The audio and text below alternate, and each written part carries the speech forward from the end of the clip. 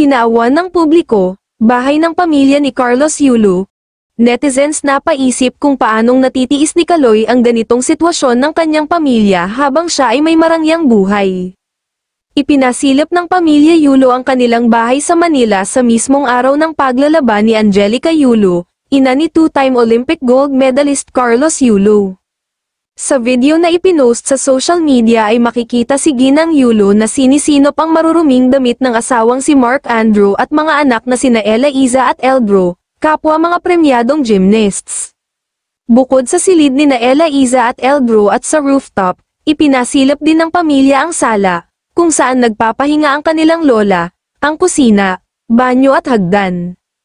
Sa comment section, sinabi ng netizen na, "Parang hindi ko matitiis ang mga magulang ko na ganito ang sitwasyon kung sakaling mayroon na akong kakayahan, anuman ang alitan at tampuhan lagi pa rin dapat isipin kung saan tayo nagmula, kahit anong mangyari magulang pa rin at pamilya pa rin natin sila."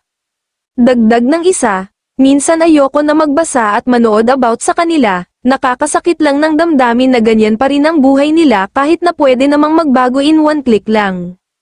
Sana naman maisip mo Carlos na habang natutulog ka sa malambot na kama, naka-aircon pa, kumakain ng masasarap, nakahiga ka sa pera, may sasakyan ka na, sana maisip mo na kumusta ba ang pamilya mo?